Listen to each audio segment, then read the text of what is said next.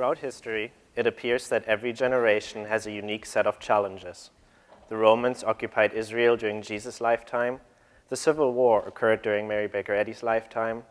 World War II shaped the lives of our grandparents, and the Cold War the lives of our parents. During winter break, I was home in Germany when a semi-truck was hijacked and crashed into a Christmas market in Berlin, killing 12 civilians. People were upset, and a public discussion about the proper means to end terror erupted. As 2016 drew to a close, I thought that maybe terror is the challenge of our generation. So, what really is terror? To find out, I politely asked Google, define terror. Merriam-Webster informed me that, among other definitions, terror is defined as a state of intense fear or violent and destructive acts committed by groups in order to intimidate a population or government into granting their demands. So, even if you slept through all your classes so far, you already learned something, unless you're asleep currently. I found Mrs. Eddy's definition of an aggressive mental suggestion to fit the definition of terror. An aggressive mental suggestion creates an intense state of fear, making one believe in the reality of a physical condition, of disease and death. Then, it attempts to intimidate the individual through acts of violence, such as pain, to grant its demands, admit to being sick, and matter being a reality. Thus, terror is just a form of an aggressive mental suggestion. In the Manual of the Mother Church, Mrs. Eddy states the importance of daily defense against aggressive mental suggestions. She says that we should not be made to forget nor to neglect our duty to God, to our leader, and to mankind. If aggressive mental suggestions, synonymous with terror, were of such importance to Mrs. Eddy that she recommended that we defend ourselves daily against this terror, then it must have had significance for humanity throughout the centuries.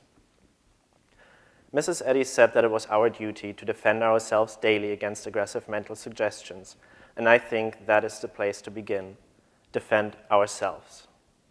Now, that does not mean to keep terror away from us by building a zombie-proof shelter underground with a year's supply of ramen and Netflix. Rather, to address terror globally, we need to address the terror within ourselves. I realized that I am guilty of terror sometimes. Aren't we all? Haven't we all tried to manipulate others for our own gain so our demands are granted? Have you ever secretly hoped other students might mess up their presentations so that yours would look better?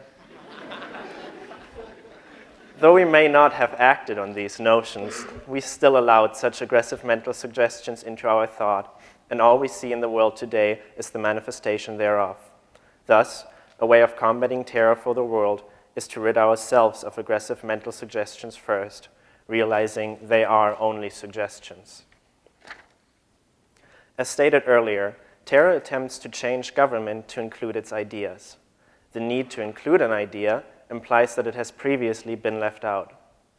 Therefore, isn't terror just the result of the fear to be left out? Thus, the first government terror attempts to overthrow is that of our thoughts, and replace it with the fear of being excluded or left out. This fear is something I can relate to, and I'm sure many of you can too. When I was little, I was always the kid with strange hair on top of a strangely round head and an odd music taste. Though my head was less round by the time I came to Principia, I still had no idea what I wanted to do or where I fit in.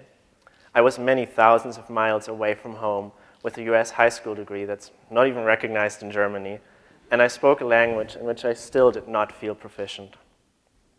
I was sure the few people I knew here were going to find cooler people than me and no longer be my friends. But who needs friends? I'm in college to study, right? Just study what? And what will I do once I've graduated, ready to do what? The task presented in front of me seemed impossible. I was afraid. This fear was not very comfortable, so I wanted to do something about it. The quote, "Behold, the kingdom of God is within you," has helped me gain a better sense of who I am and where I belong. A kingdom implies that there is one all-powerful ruler. If God is love, his government must be all-inclusive, inherently good, and loving. If God is all, then God only governs himself. Thus, everything that is has to be part of God. It was a deeper understanding of these ideas that calmed my fears. I started to see that this government is within me. God governs me, and thus all I express is part of God's government. Therefore, I must be needed. There must be a place for me, and I do belong. This divine government is so much greater than all human government and already includes all that is good. Now, let's apply this to the larger issue of terror. Just as I do not have to be afraid that I'm lacking something, neither does anyone else. The kingdom of God is in every single one of us. It governs us, and it already includes all that is good and loving. It does not lack anything good. Just imagine if all of us held this idea to be true every time we heard about forms of terror. Instead of letting sensationalist media seduce us with terror, we can deny it and stand up to it.